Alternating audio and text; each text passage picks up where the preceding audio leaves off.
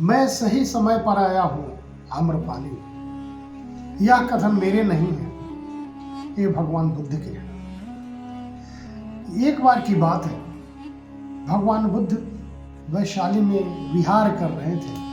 विहार का मतलब होता है कि वो प्रवचन दे रहे थे, मतलब रुक जाना, कहीं पर रुकना और उस क्षेत्र में अपना प्रवचन देना, उसको बौद्ध धर्म में विहार कहा जाता है। विहार व विहार। गौतम बुद्ध ज्ञान प्राप्ति के बाद में पूरे देश प्रदेश में घूम घूम करके अपना विहार कर रहे थे। इसी सिलसिले में उनका नेम फेम बहुत ज़्यादा हो गया। इस सिलसिले में उन्होंने एक बार वैशाली में विहार कर रहे थे, वैशाली में गए, प्रवचन दे रहे थे। उनका प्रवचन कई दिनों तक चलता था, कई महीनों तक चलता था, वर्षा ऋतु में बंद हो जाता था। वहाँ की एक नगर वधु थी आम्रपाली। नगर वधु आप ऐसे समझ लीजिए कि उस राज्य की सबसे खूबसूरत औरत, यानी उस समय जैसे आजकल miss world, miss Bihar, miss India चयन होते हैं, मिस वर्ल्ड होते हैं, उस टाइप में भी होते थे। एक सुंदर स्त्री को चयन किया जाता था, वही थी आम्रपाली। और आम्रपाली अपने समय की बहुत ही खूबसूरत और धनवान महिला थी। उसके यहाँ शहर के बहुत रईस ज़्यादा लोग जाया करते थे, रहते थे, अपना रात गुजारते थे। बड़े बड़े लोग जाते थे, कई देशों के राजा महाराजा भी जाते थे। गौतम बुद्ध उपदेश देते देते, यानी विहार करते करते अपना वहाँ वैशाली में रुके हुए थे, उपदेश दे रहे थे, प्रवचन दे रहे थे।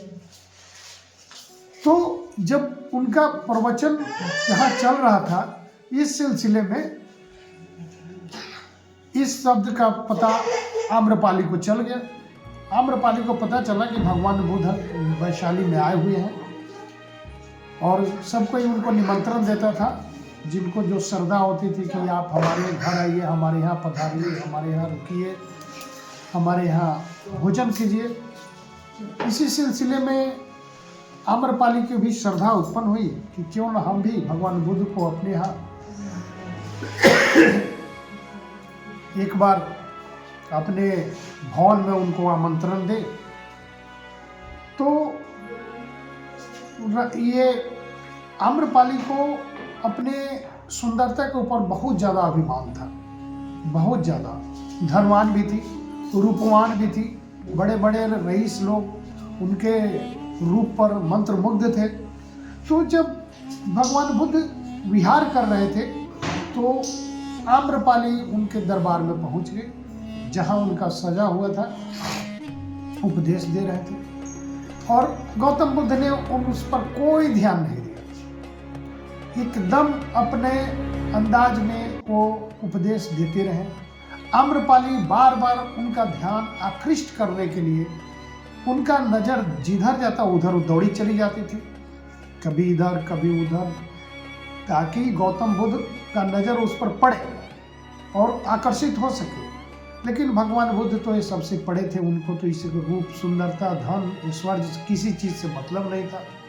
इसी सिलसिले में जब कोई प्रभाव नहीं पड़ा गौतम बुद्ध पर, आम्रपाली के रूप का कोई प्रभाव नहीं पड़ा, तो आम्रपाली बोली, लास्ट तक रुकी रही और आम्रपाली उनसे निवेदन करी कि भगवान, मैं तो आपका उपदेश सुनने आई थी और बहुत देर से मैं आपके आमने सामने होने के लिए मैं बहुत प्रयत्न किया, कभी आपके नज़र जिधर जाता था मैं उधर पहुंच जाती थी ताकि आपका ध्यान मुझ पर जा सके, परंतु आपने ध्यान नहीं दिया।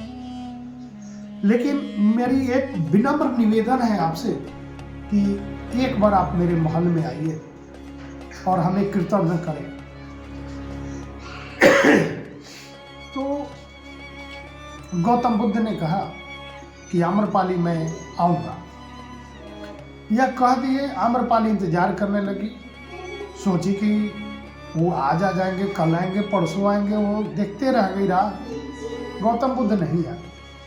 गौतम बुद्ध कई वर्षों के बाद, गौतम बुद्ध को ये बात याद थी, भगवान बुद्ध को ये शब्द याद था कि मैंने किसी से वादा किया है कि मैं तुम्हारे महल में जरूर आऊंगा। इसी सिलसिले में भगवान बुद्ध कुछ वर्षों के बाद यह मन में विचार किया कि आम्रपाली के यहाँ चलना चाहिए। एक बार शाम का समय था, संध्या बेला था, गोधूली बेला था। आम्रपाली अपने महल में बैठी थी, अकेली, चुपचाप। थोड़ी अंधेरा, थोड़े उजाले थे। न वो पायल के झनकार था, न वो बाजा बज रहे थे। जो उनके यहाँ महफिल सजती थी वो सब खत्म था, कोई नहीं था, सुनसान। नौकर चाकर भी लगभग जा चुके थे, नौकर चाकर भी उनके पास अब नहीं रुकता था, यानी उनके धन ऐश्वर्य में गिरावट आ गई थी। नौकर चाकर रखने की हैसियत भी कम पड़ गई थी। शाम का समय है, अकेले आम्रपाली बैठी है, कुछ सोच रही है। हल्का सा अंधेरा होता है। इसी बीच किसी व्यक्ति का आने का आकृति उसको दिखाई देता है, जिसके चेहरे पर तेज था, प्रकाशवान था, चेहरा प्रकाशवान था, शांत था, सौम्य था। ये सोचने लगी कौन है। धीरे धीरे धीरे धीरे जब वो आकृति नजदीक आई तो भगवान बुद्ध थे। जब आम्रपाली भगवान बुद्ध को देखी तो कही, भगवान बुद्ध,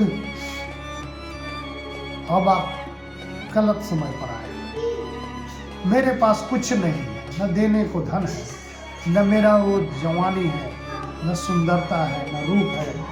मेरे पास अब कुछ नहीं है, मेरा सब कुछ मैं खो चुकी हूँ। तो भगवान बुद्ध ने कहा, नहीं आम्रपाली, मैं सही समय पर आया हूँ। आम्रपाली, मैं सही समय पर आया हूँ जब तुम्हारे पास कोई नहीं है, न रूप है, न गुण है, न सुंदरता है, न ऐश्वर्य है, न धन है, न दौलत है, सारे जा चुके हैं। अब सही समय है, अब तुम भिक्षुणी बन सकती हो। यह सुनकर के आम्रपाली उनके चरणों में गिर पड़ी।